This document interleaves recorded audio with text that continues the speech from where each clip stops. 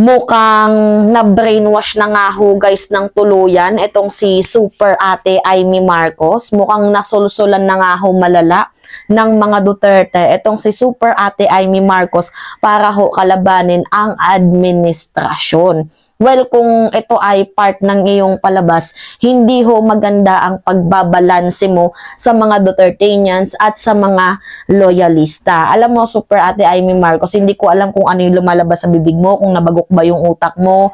Hindi ko alam kung ano yung nangyayari sa'yo, na tila baga gumagaya ka na din kay Robin Padilla, kay Bato de la Rosa, 'di ba? Wag naman sana. Pero isa lang ang aking napapansin, itong si Super Ate Amy Marcos ay nasulsulan or na brainwash na nga ng tuluyan. Well, matanda ka na, you know what is right and what is wrong, or talagang may asim ka pa. Gustong-gusto mo or bet mo si former President Rodrigo Roa Duterte, kaya ka nagkakaganyan. Even nung panahon pa ng kampanya, ang dami nilang sweet moments. Pero anyway guys, kinundi na kasi ni Super Ate Amy Marcos ang pagsuspinde ng MTRCB at ng NTC dito sa SMNI. Basahin natin tong kanyang statement. Sabi niya, sino ang takot sa SMNI? First things first, wala hong takot dito sa SMNI. Pinoprotektahan lamang po ng gobyerno ang mga tao laban ho sa may mga masasamang impluwensya, intensyon dito sa ating bayan. So, anong mga media and titles ang mananatiling nagtataguyod ng kalayaan ng pamamahayag, pananalita at pag-iisip? Well, if you will exercise your press freedom, 'di ba, yung freedom of expression mo, there's nothing wrong with that. Yan po yung lagi kong sinasabi. But then, ang freedom of expression also, they have a limitation. Di porket nasa democratic country ka, ay kung ano lang yung cheche-bureche na lumabas sa bibig mo ay sasabihin mo. No. Yung freedom of expression, obligation din yan nating mga mamamayang Pilipino, na di porket nasa democratic country ka, lahat ng nakakasakit kahit hindi tama, sasambitin ng bibig mo. No, mali yan. Mali yan. Obligation din yan guys, ang freedom of expression. So anyway, trabaho nating mga mamamayang Pilipino na, alamin what is right and what is wrong, diba? So, maging mindful ho tayo sa paggamit ng press freedom. Anyway, going back sa ating topic, bakit natin kailangang ipasara ang lahat ng hindi sumasang-ayon sa atin? Tanungin mo yung crush mo na si Duterte, bakit niya pinasara ang ABS-CBN? 'Di ba? So, hindi man lang binibigyan ng pagkakataon na magpaliwanag paano nangyari na naglabas ng show cause order ng NTC sabay bigay ng 30 days, 30 na araw na suspension. Nakakapagtaka. Takot ba tayo na baka tama ang SMNI? Takot ba tayo sa katotohanan? Alam mo, Senator Amy Marcos, isa lang yung gusto kong sabihin sa iyo. First things first of all, hindi ho SMNI ang nagpapasweldo sa iyo bilang isang senator. And second, hindi ho mga Duterte ang nagpapasweldo sa iyo para ho kampihan mo sila. Taong bayan ang nagpapasweldo sa iyo, taong bayan ang nagluklok sa iyo. So, do your job. Be fair.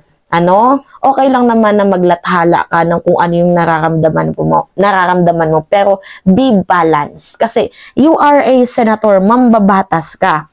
'Di ba nakakahiya naman na mambabatas ka, meron kang pinapanigan. Hindi ka ba naawa sa kapatid mo na itong si former President Rodrigo Roa Duterte ay gagawa ng bagong oposisyon para tirahin ang kapatid mo, tapos ngayon kinakampihan mo pa sila?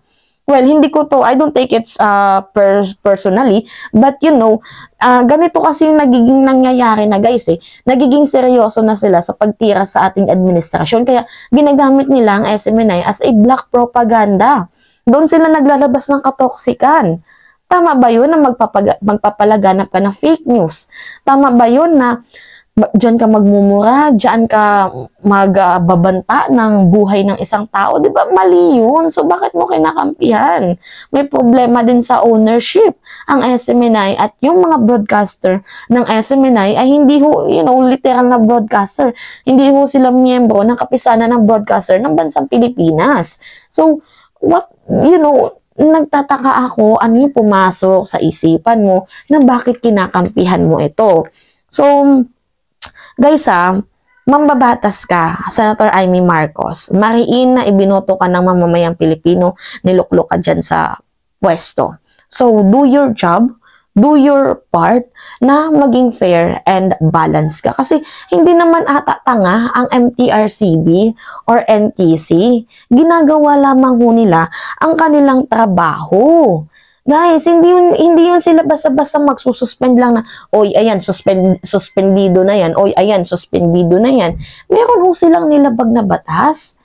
You know, meron nilabag na batas ang SMNI, kaya ho sila nasuspindi. Hindi ho yan basta-basta, pinabotohan nga yan, di ba guys? So, trabaho ng NTC, ng MTRCB, ang ginawa nilang pagsuspinde dito sa SMNI. Hindi ho yan nila pinipersonal, ginagawa lamang ho nila ang kanilang trabaho. Tapos mamaya galit na galit kayo na, bakit ito yung mga ganitong ahensya hindi nagtatrabaho? Ngayon na kumikilos, di porkat hindi pumabor sa inyo, abay galit na galit kayo.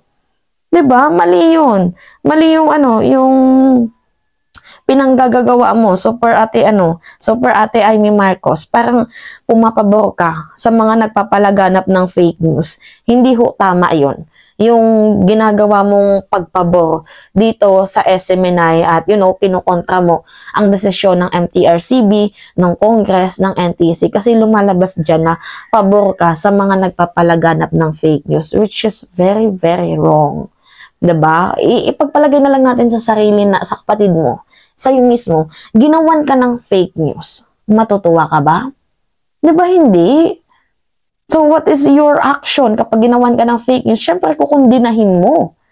Diba? Ang dami na nilang nilabag sa batas. And hindi lang once, twice, thrice, kundi napakadami na ho ang ginawang paglabag ng SMNI sa batas. So, hindi pwede na, yung above the law itong SMNI na to, porket na under the saya to ni former President Rodrigo Roa Duterte, hindi na sila paparusahan. Guys, ayokong magsalita na masakit dito kay Super Ate. But then, ang gusto ko lang sabihin sana, be fair in all aspect. You are elected official. Binoto ka ng mamamayang Pilipino, do your job. Huwag kang papanig sa mali. Kasi ang ginagawa mo, binabawasan mo ang boto ng mamamayang Pilipino at suporta ng mamamayang Pilipino sa kapatid mo. Yan yung ginagawa mo. Madami na ang nagagalit sa'yo. And beside, baka hindi natin malaman na yung mga taong tumadamay pa, pati yung kapatid mo, na wala namang ginagawang masama sa'yo. So, mas maganda na din minsan yung nagiging tahimik tayo. Kesa yung ang dami nating kuda, ang dami nating satsat, pero, hindi nakakatulong. Nakakapagtaka itong si Super Ate. Hindi ko alam bakit ganito ang lumalabas at sinasambit ng kanyang bibig na pumapabor siya sa mali. So, nagiging katulad ka na ni Robin Padilla na sa hataking talaga ng silya. Anyway, ewan ko, nagtatanong lamang ho ako, bakit ganyan ka, Super Ate? Pumapabor ka sa mali. Napusilan ka ba ng pera? Magkano ba? Diba? Taong bayan ang nagpapasweldo sa'yo. Do your job. Yan lang yung maipapayo at maisasabi ko ngayong araw na ito. So anyway guys, yun lamang ho. Nakaka-disappoint lang. Kahit naman sino sa atin na disappoint sa ginagawa ni Super Ate Amy Marcos. Hindi lang ako, madaming mga mamamayang Pilipino ang na-disappoint ng todo dito kay Super Ate. Kasi if you exercise the press freedom, there's nothing wrong with that. But freedom is an obligation also. 'Di ba? Na maging mindful tayo sa ating mga sinasabi. And then you know what guys, itong first freedom na to, may limitation. So, kapag tama ka, 'di ba? Hindi ka naman talaga nila, pagbubungangaan, ikukundena. Pero kapag mali ka, kailangan mong i-correct. Kasi ang freedom of expression, ginagamit lang yan sa tama. And don't exercise your freedom of expression to tell lies, to tell fake news to the public, because no one ever in this world deserve to hear the fake news. We deserve the correct information coming from the legitimate source. Diba? Hindi yung sinabi lang ng bibig mo pero hindi mo bine-verified kung ano nga ba yung tama at mali. Yun lang guys. nakakagalit lang. Kasi tayo, gusto natin yung mga credible na source, yung truthful information. And kahit naman sino sa atin, hindi deserve na makarinig ng malicious, misinformation, and fake news. Anyway, yun lamang ho ulit guys, si Mima Alicia nyo, nagbabalik ulit para sa ating panibagong video.